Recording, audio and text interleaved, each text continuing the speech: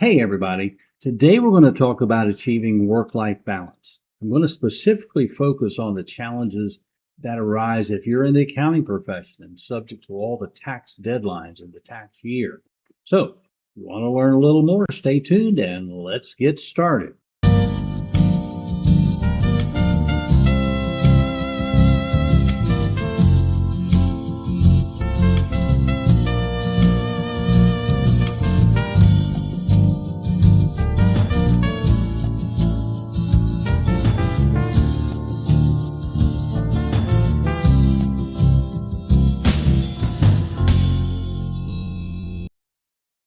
There is no profession on the planet more controlled by external forces than accounting. Whether you're preparing tax returns, filing quarterly reports, or keeping the books, there's always some date looming in the future that determines how you spend your time. Accounting professionals follow an annual schedule which revolves around a series of filing dates called tax season. Reporting deadlines are created by government entities and cannot be circumvented to give you more time with the family.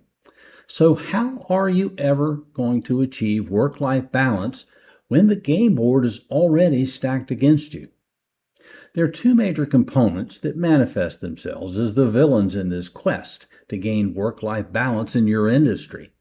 The tax code, the filing dates, and the ever changing rules and regulations are as immovable as the governments that create them, and they hand them down to you like tablets to Moses on the mountain.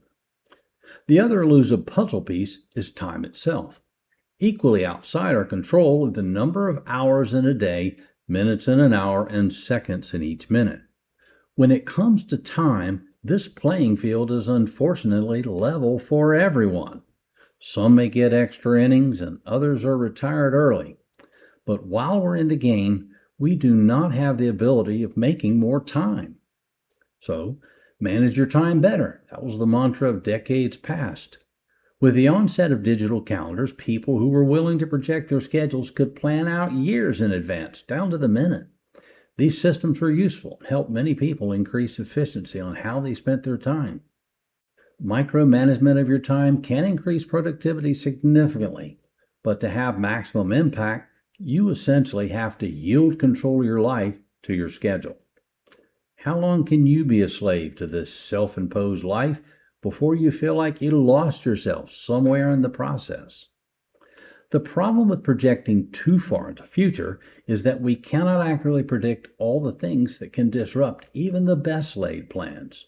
And once a wrinkle does inevitably occur, we return to crisis management mode to get our train back on track as quickly as possible. Duplicate yourself. That's another time management tactic. Hire and train others to do what you do so that you can step aside and take more time for yourself. Theoretically, this is a brilliant strategy. All you need is to find a group of other people who are just like you, who are trained to think and react just like you do. Finding one or two such people is possible, but once you teach them all you know so they can fill your role, they'll take that knowledge and fill your role in their own company or become a competitor. If you can't change the system you're bound to use and you can't create more time, what if you just worked less? Well, think back to when you're getting started. You worked all the time and did everything yourself. Eventually, you hired administrative help, which allowed you to spend less time on busy work, but more time on other aspects of running your practice. It worked. So you grew. You got more clients, creating more work, and the need for more help, meet more deadlines, and this black hole of your successful career was formed. If you can't change the rules, you can't make more time, and building a bigger book with a larger staff only makes your job harder, then what is left if you want to have a successful accounting practice with true work-life balance? That is the $64,000 question, or maybe with inflation, $640,000. The first thing I want to challenge you with is to define exactly what your role as an accounting professional has been up to now. If you're experiencing any degree of the frustrating things I've described so far, you swallowed a business model which is now swallowing you. Your practice is structured on the amount of time spent doing work for clients, either by you or by staff. The work you do is more valuable and therefore more expensive than the work of your staff. Still, Time is money, and the only way to increase the amount of revenue is to create more billable hours from your office. Since time is a constant, you only get more billable hours by adding more people or working longer hours. Some accounting firms offer investment advisory services. The principals get the proper credentials or add in-house staff to handle these new areas. This concept's sound, and if the firm has the clientele and the cash flow to build that side of the practice to profitability, it could work. As any firm that experiences fluctuating business cycles will tell you, though, shedding valuable staff during downtimes can be as difficult as beefing up with the right people during a growing market. Affluent individuals and closely held companies are increasingly looking for a single source for all their financial needs. They understand the need for all their strategies to be coordinated to maximize efficiency and cost effectiveness. Many already run every business or personal consideration by their CPA before taking action. This token validation is a sign of where the answer to our impending question lies. The client who seeks input from their CPA for any outside financial proposals is acknowledging that they see their accounting professional as the one constant in their lives. The conservative reputation of a CPA becomes their strength when that client sees an unbiased and cautious evaluator of all things financial. Where the present accounting model fails the client and the CPA is when that CPA weighs in for free, then sends the client back into the jungle, hoping for the best. Studies have shown that 70% of all clients are either seeking or willing to change their accounting relationship. Are they unhappy with the quality or accuracy of the service their current CPA provides? Probably not. Are they interested in a lateral move to a different firm who practices accounting the exact same way, just with different faces? Probably not. Then why are these people willing to cut the cord in such great numbers? CPAs et al. Have earned the title the most trusted advisor. Do you have any idea how valuable that public perception is? Yet few accounting firms are taking full advantage of that fact and are essentially dying a slow death. Online and discount tax preparation has carved out the transactional business of millions of taxpayers. Some accounting firms are feeding just above this layer and creating price wars among themselves for slightly more sophisticated clients. The traditional CPA model does not anticipate the emergence of online competition, and therefore, the ones stuck in this mud at the bottom of this pond see that growing their business equates to doing more returns. We already talked about where this will lead. Firms that try to be all things financial to all people run into a similar amount of distress when they continually have to find new clients to make these additional operations profitable. Think about it. Even the airlines don't own the airports where they land. If you examine your current client list, you'll see they form strata based upon the services you currently provide them and the amount of revenue they bring into the company. There are people you'd like to cut loose because they are hard to work with and too demanding on your staff. Your model says you can't afford to drop these annual returns, so you keep serving them, likely at a loss. Then there are those that are like family, and you count on them year after year, even though the fees they pay barely cover the cost to do work for them. Meanwhile, the handful of your top clients are occupying the same space, just at a higher level. Their complicated personal or business returns may bring in far more revenue than those at the bottom, but they also require considerably more time and expertise to prepare. As tax laws change, you have to stay on top to make sure you're providing the most up-to-date information for these bigger fish.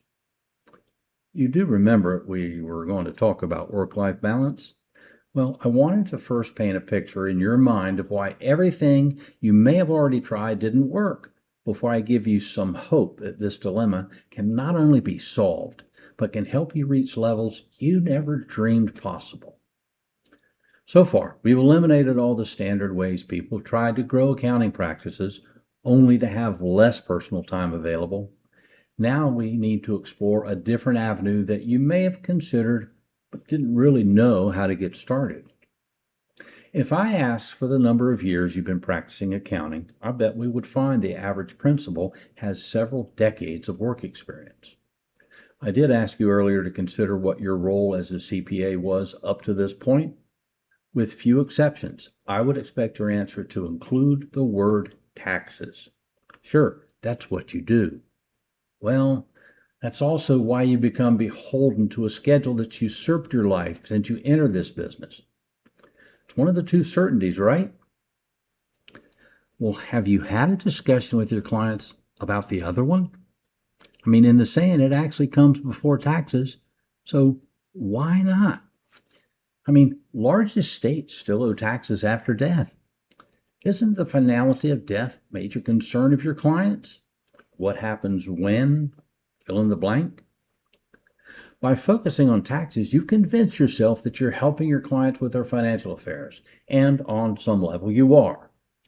How many of you can state the short, midterm, and long-term financial objectives of your most valued clients? Beyond saving money next tax season, where do they want to be in 5 years, in 10 years, in retirement? What do they want to have happen with their accumulation of assets or their business when they die? Tax reporting by nature is history. It's reactive. The income's already been earned, the tax laws are already in place, usually, and you're simply the storyteller.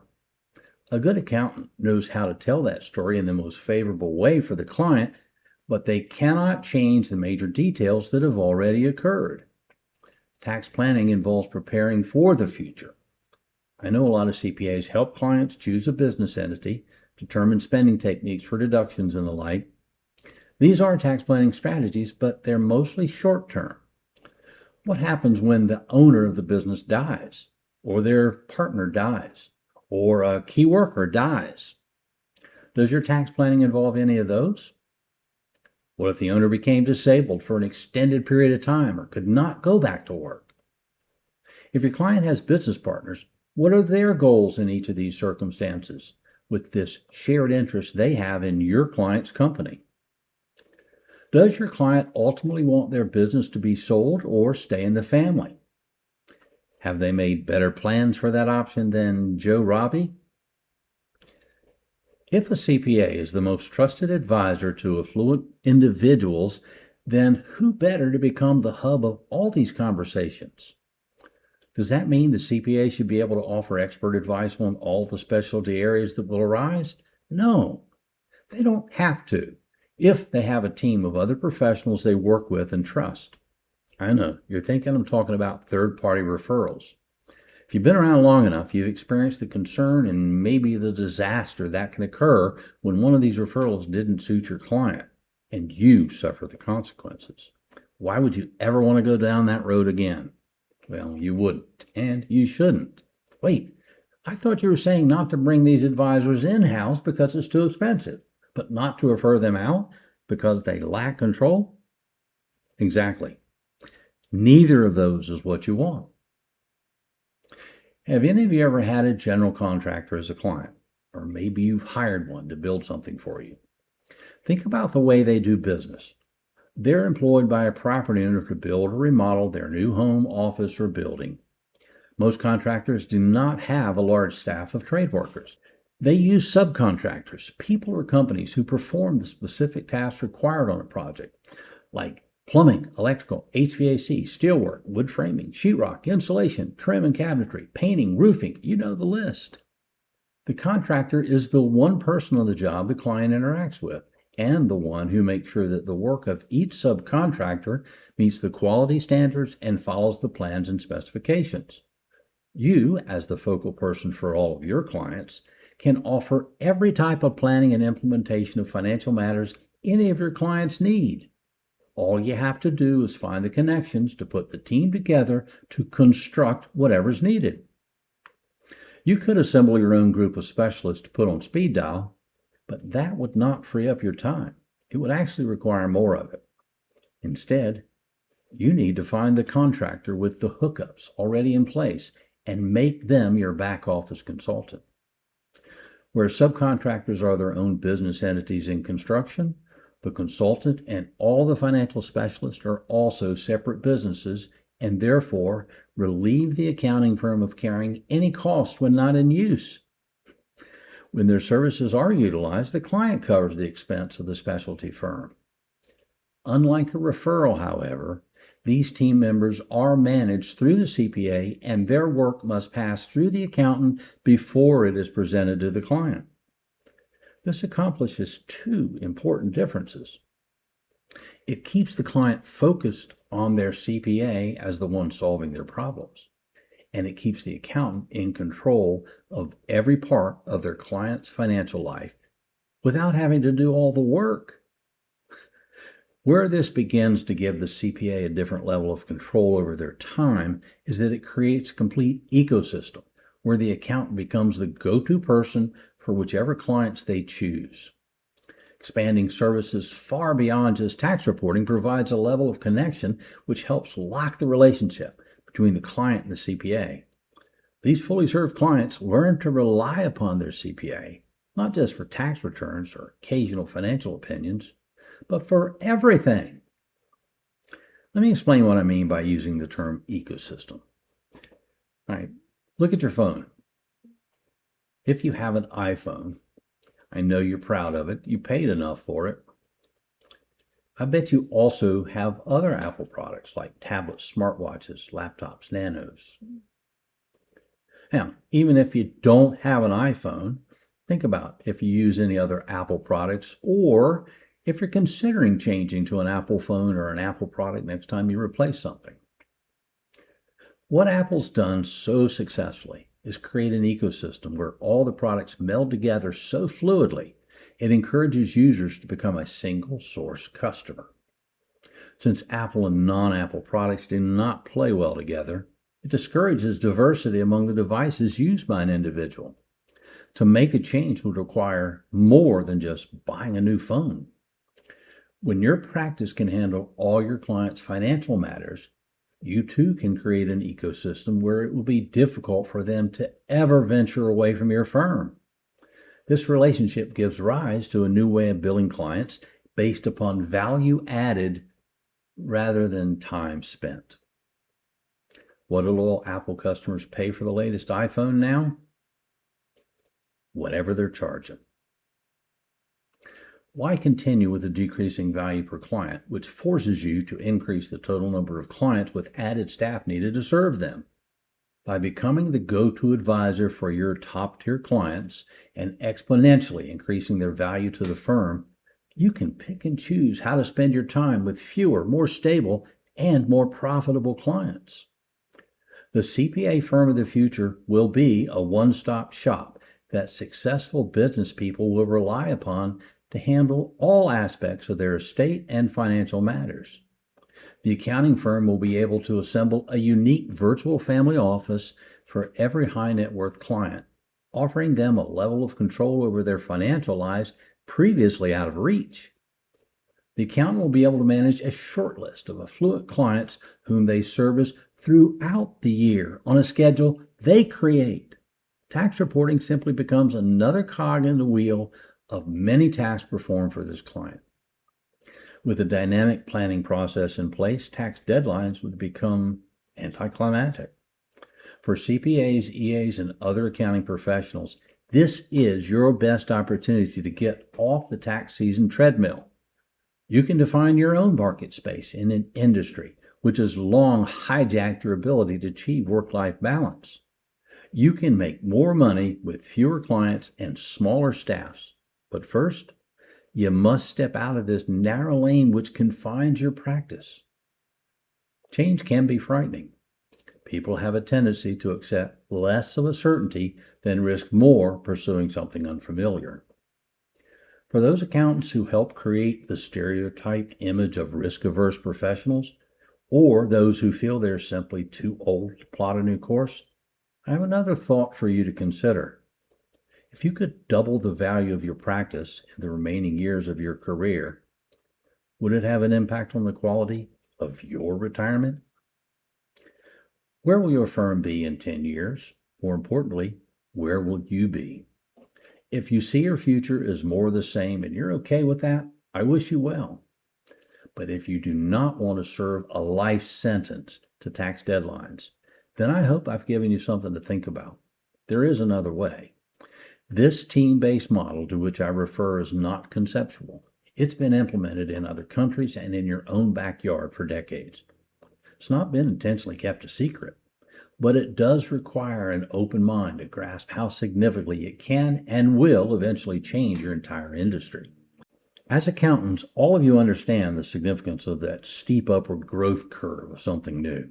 While this is happening, there's tremendous opportunity for those who are early adopters.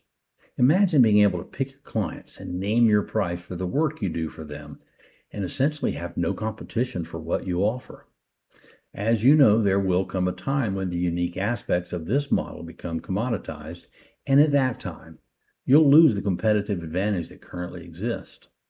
The model will still work quite well, but the ability to leverage it into rapid growth will diminish.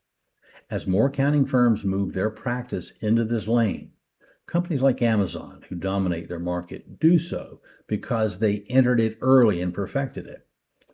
Other companies will arise and have success in the online retail marketing arena, but it is unlikely we'll see another Amazon, at least until some new business model is created which can differentiate from what Amazon does. I hope this has given you new ideas you can apply to your practice. Today I've attempted to open your eyes to a new way of viewing the role of accounting. The work you do for clients is essential in our complex financial society, but you can do so much more. By expanding your services to this comprehensive level, you will help usher in a new face of accounting for many years to come. Step outside your comfortable space and see what's about to change your life forever. You can lead the charge, or you can try to catch up when it runs past you. Your choice, your time, your life. Choose wisely, my friend.